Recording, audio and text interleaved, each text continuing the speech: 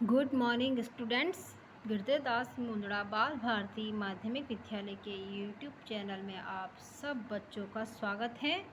आज हम कक्षा 4th मधुलिका हिंदी पाठ्य पुस्तक का हमारी नाम है मधुलिका। इसी से हम लेंगे प्रथम लेसन जिसका नाम है वंशीधर वर्दो। ये देखिए पाठ 1 वंशीधर वर्दो। वंशीधर मतलब जिसके पास बंसी हो। बंसी मतलब श्री कृष्ण। श्री कृष्ण के पास में हमेशा क्या रहती है? बांसुरी मतलब बंसी। तो यहाँ पे वंशीधर वर दो। हे वंशीधर हमें वरदान दो। वर मतलब वरदान दो। कैसा वरदान दो वह इस कविता में बताई गई है। ठीक है, तो ये देखिए कितनी सुंदर कविता है। ये श्री कृष्ण की कितनी सुंदर छवि इसमें बनी है बांसुरी बजाते हुए। तो यहाँ पर भगवान श्री कृष्ण को अनेक नामों से पुकारा जाता है। क्या किया जाता है? भगवान श्री कृष्ण को अनेकों नामों से पुकारा जाता है, परंतु कविता में हमने वंशीधर नाम से भगवान श्री कृष्ण को याद करते हुए उनसे प्रार्थना की है। क्या की है? प्रार्थना। मतलब कि हमें क्या प्रार्थना करनी है, हमें उनसे क्या वरदान चाहिए, इसी के बारे में इस कविता में हम जानेंगे बच्चों। तो इसे हम शुरू करते हैं। देखिए, वेश सुंदर वाणी मधुर दो। वेश मतलब भेष या शरीर। हे वंशीधर हमें ऐसा वरदान दो कि हमें सुंदर शरीर अर्थात भेष सुंदर हो। क्या हो? भेष मतलब शरीर सुंदर दो, और वाणी मधुर दो मतलब कि मुझे बहुत ही सुंदर वचन दो, जिससे कि मैं सभी को अपनी तरफ आकर्षित कर सकूं।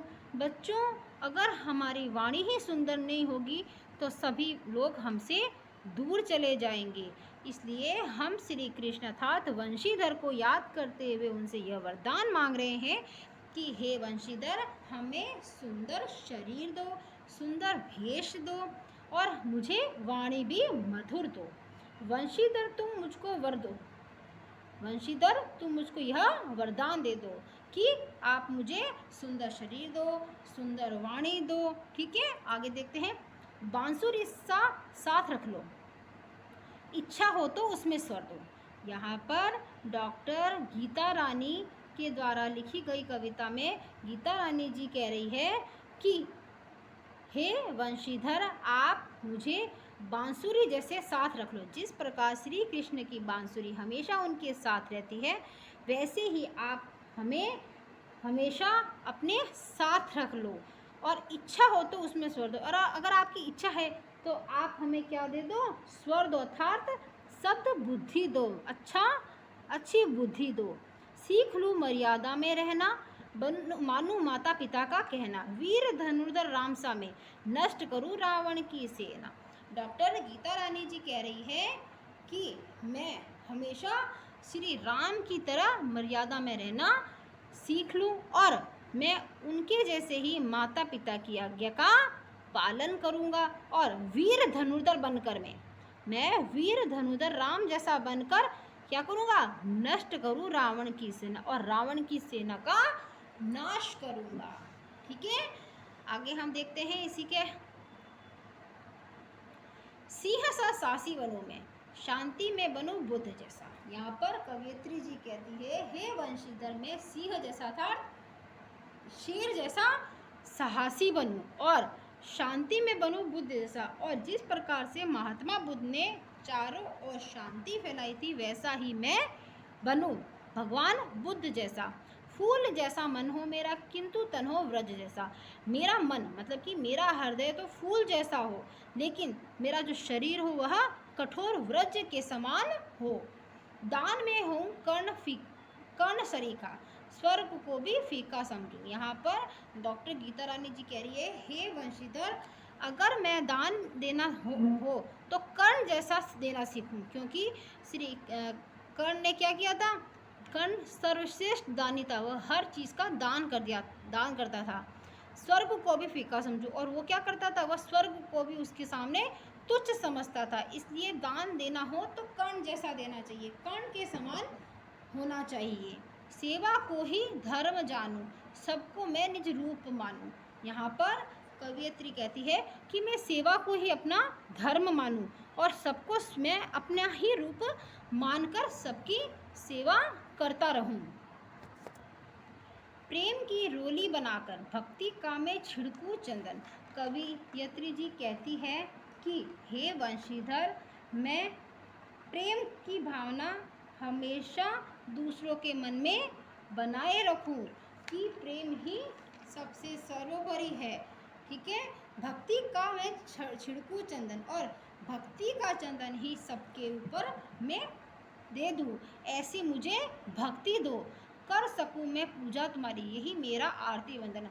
और कवित्री जी कह रही है, हे वंशीधर, आप मुझे ऐसा वरदान दो कि मैं आपकी पूजा करूं तो यही मेरा आरती और मेरी वंदना होगी। ठीक है बच्चों, तो देखिए बच्चों इसमें किस तरह से सभी चीज़ों के बारे में डॉक्टर गीता रानी जी ने इस कविता में हमें बताया है। क्या बताया है कि सबसे पहले तो हमें शरीर सुंदर दो, मधुर मीठी वाणी दो, और बांसुरी जैसे आपके साथ हमेशा रहती है वैसे ही आप हमें हमेशा अपना साथ दो, और अगर आपकी इच्छा है तो आप हमें सद्बुद्धि अर्थात स्वर दो, और मैं भगवान राम की तरह क्या करूँगा, आज्ञा का, माता पिता की आज्ञा का पालन करूँगा और राम बनकर रावण की सेना को नाश कर दूँगा। और हे वंशीधर, मुझे ऐसा वरदान दो कि मैं शेर जैसा साहसी बनूं और शांति की भावना जगाने के लिए मैं भगवान बुद्ध जैसा बनूं। मेरा मन तो फूल जैसा हो लेकिन शरीर भी कठोर वज्र जैसा बने, यही मुझे वरदान चाहिए। और मुझे यह वरदान चाहिए कि मैं प्रेम की भावना रखकर सभी में इस प्रेम को विकसित करूं, भक्ति का भी चंदन मैं सबके पास दूं, मतलब कि भक्ति की भावना भी मैं सभी में दे सकूं, ऐसा मुझे वरदान दो, कर सकूं मैं पूजा तुम्हारी, और मैं आपकी पूजा करके यही कहूँ कि यही मेरी पूजा है, यही मेरी वंदना है और यही मेरी आरती है, ऐसा मुझे वरदान चाहिए। तो बच्चों, उम्मीद करती हूँ कि आपको इस पाठ की व्याख्या समझ में आ गई होगी कविता की। ये कविता कितनी सुंदर है, एक बार फिर से ये कविता हम पढ़ते हैं। इस कविता को हम ऐसे ही पढ़ते हैं क्योंकि ये कविता आपको याद करनी है, आप ये कविता याद करेंगे। ठीक है, वेश सुंदर वाणी मधुर दो, वंशीधर तुम मुझको वर दो, बांसुरी साथ रख लो, इच्छा हो तो उसमें स्वर दो, सीख लूँ मर्यादा में रहना, मानूं माता पिता का कहना, वीर धनुर्धर राम सा में नष्ट करूँ रावण की सेना, सिंह सासी बनूं मैं, शांति में बनूं बुद्ध जैसा, फूल जैसा मन हो मेरा किंतु तन हो व्रज जैसा, दान में हूँ कर्ण सरीका, स्वर्ग को भी फीका समझूं, सेवा को ही धर्म जानूं, सबको ही मैं निज रूप मानूं, प्रेम की रोली बनाकर भक्ति का मैं छिड़कूं चंदन, कर सकूं मैं पूजा तुम्हारी, यही मेरा आरती वंदन। यह कविता किसने लिखी है बच्चों? डॉक्टर गीता रानी जी ने। कितनी सुंदर कविता लिखी है श्री कृष्ण भगवान के अंतर्गत, है ना। तो बच्चों, आप इस वीडियो के माध्यम से इसकी पूरी कविता का अर्थ जानेंगे। ठीक है बच्चों, अब इसके आज हम लेते हैं कुछ शब्दार्थ। ठीक है, आपको शब्दार्थ किस तरीके से करने हैं वो मैं बताती हूँ। ये देखिए बच्चों, आपको पाठ 1 लिखकर, पाठ का नाम लिखकर शब्दार्थ लिखने हैं। इसके शब्दार्थ देखिए, वेश, वेश मतलब भेष या फिर शरीर।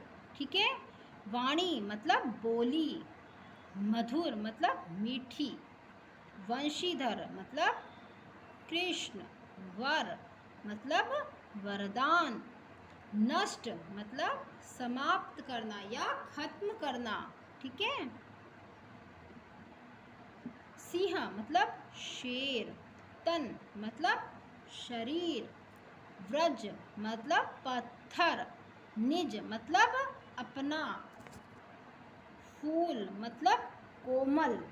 ठीक है बच्चों, तो आपको ये शब्दार्थ करने हैं। इसी के आगे हम किताब में से लेंगे सही विकल्प पर सही का निशान लगाइए। ये देखिए, सही विकल्प पर सही का चिन्ह लगाइए। और ये जो मैं आपको करवा रही हूँ ये आपको अपनी कॉपी में भी करने हैं। शब्दार्थ और सही विकल्प पर सही का चिन्ह लगाइए। क है, कविता में वंशीधर किसको कहा गया है बच्चों? श्री कृष्ण को, श्री राम को, दशरथ को या फिर महात्मा बुद्ध को? किसको कहा गया वंशीधर? हाँ, श्री कृष्ण को वंशीधर कहा गया है। ये देखिए, कविता में किसकी सेना नष्ट करने की इच्छा प्रकट की गई है? किसकी सेना को नष्ट करने की इच्छा प्रकट की थी?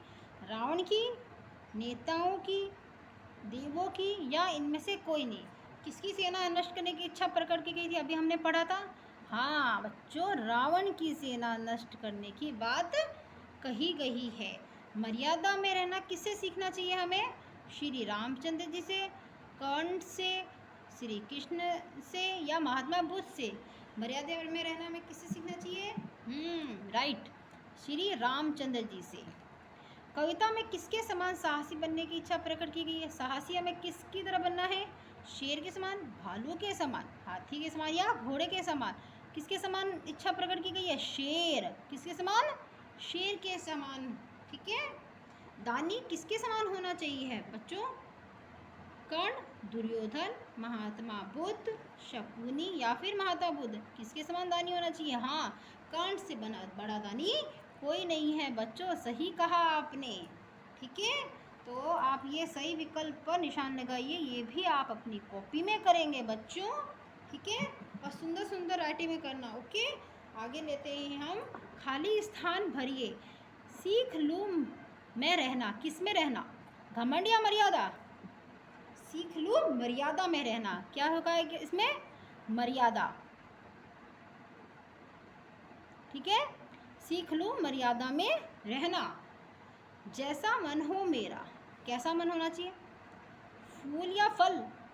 सही कहा, फूल जैसा। कैसा? फूल जैसा मन हो मेरा। सिंह सा बनूं मैं, कैसा बनूं? साहसी या डरपोक? जी हाँ, साहसी।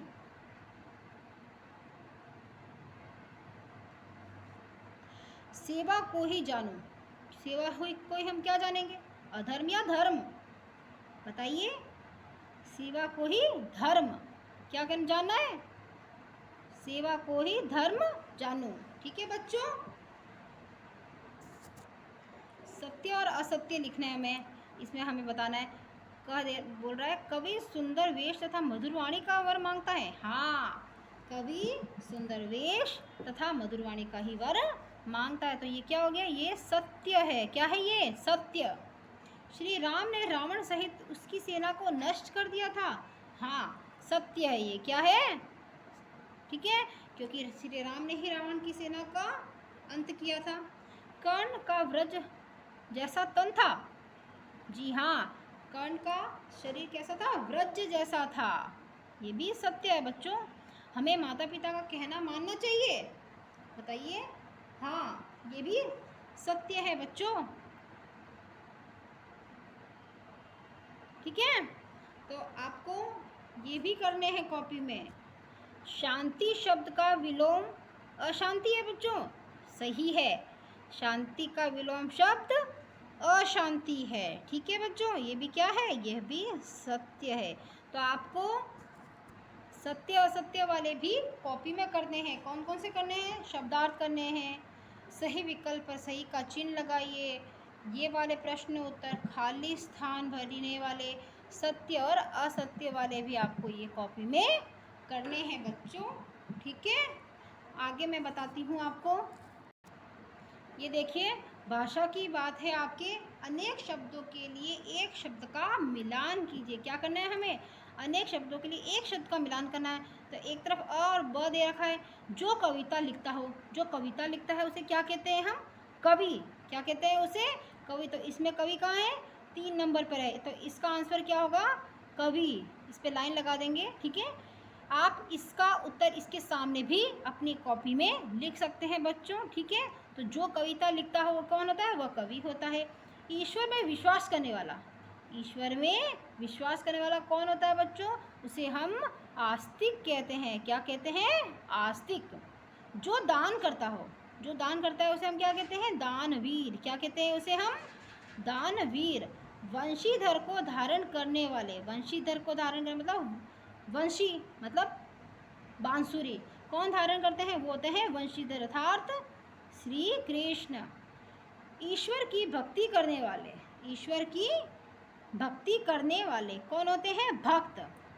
कौन होते हैं? भक्त। इसमें एक रह गया बेटा, जो धनुष चलाने में निपुण हो। जो धनुष चलाने में निपुण हो उसको क्या कहते हैं हम? धनुर्धर। क्या कहते हैं उसे हम? धनुर्धर। ठीक है बच्चों, तो आपको ये अनेक शब्दों के लिए जो एक शब्द का मिलान है, आप अपनी कॉपी में जो उसका आंसर है उसी के आगे अपना उत्तर लिखें, जिससे कि आपको याद करने में भी सुविधा होगी बच्चों। ठीक है बच्चों, तो नेक्स्ट वीडियो में मैं आपके प्रश्न उत्तर लूँगी। ठीक है बच्चों, तब तक आप ये सारा काम अपनी कॉपी में सफाई से करेंगे बच्चों। ओके।